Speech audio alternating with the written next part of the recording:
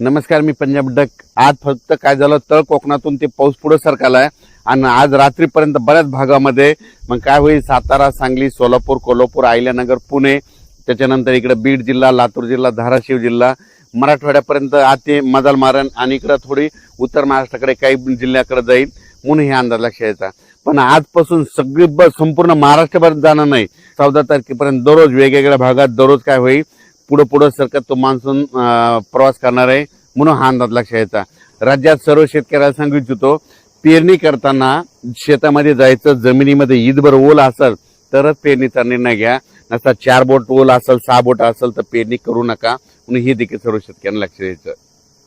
आजपासून महाराष्ट्रामध्ये बऱ्याच म्हणजे तळ कोकणातून म्हणजे कोकणपट्टीकडून बऱ्याच भागामध्ये मान्सून काय होईल, प्रगती करण्यास सुरुवात होईल. मग तो काय होईल, सांगली जिल्हा, कोल्हापूर जिल्हा, सातारा जिल्हा, कोकणपट्टी, घाटमाचा, त्याच्यानंतर तो अहिल्यानगर, पुणे, इकडे 2 कडा, आष्टी, त्याच्यानंतर बीड जिल्हा, त्याच्यानंतर धाराशिव जिल्हा, सोलापूर जिल्हा, त्याच्यानंतर इकडे परभणी जिल्हा, लातूर जिल्हा, नांदेड जिल्हा, हिंगोली जिल्हा, त्याच्यानंतर इकडे जालना जिल्हा, ह्या पट्ट्यामध्ये काय होईल, आज बऱ्याच ठिकाणी तो मान्सून प्रगती केलेली दिसेल म्हणून हा अंदाज लक्षात द्यायचा.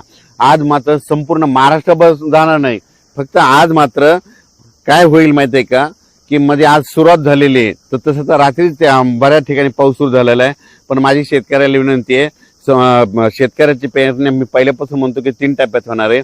7 जून ते 14 जून मध्ये जर असा काही ठिकाणी पाऊस पडला आणि ईदभर ओल गेले तर त्यांच्या पेरण्या लागतील.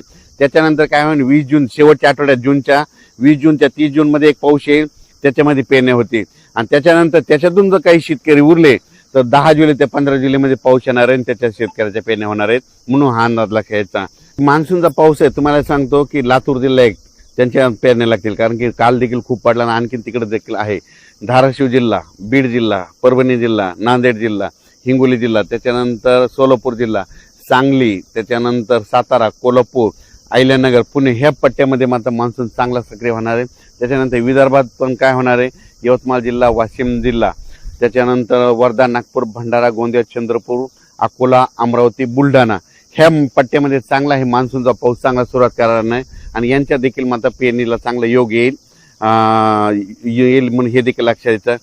काल देखील तुम्हाला सांगू इच्छितो की मी धूळ पेरणी केली होती कापसाची, ट्रॅक्टरद्वारे कापसा पेरला आणि मला माहित होतं आमच्या गावाला पाऊस येणार आहे आणि ते पडला देखील पाऊस. आणि आज आणि उद्या पडला की झाला आमचा कापूस निघतं, ते निघाल्याच्या नंतर त्याचा देखील मी व्हिडिओ करणार आहे म्हणून हे लक्षात घेतं, हे सांगू इच्छितो. आणि शेतकऱ्याला परत सांगू इच्छितो की शेतकऱ्याच्या पहिल्यापासून म्हणतो की 3 टप्प्यामध्ये पेरणी होणार आहे.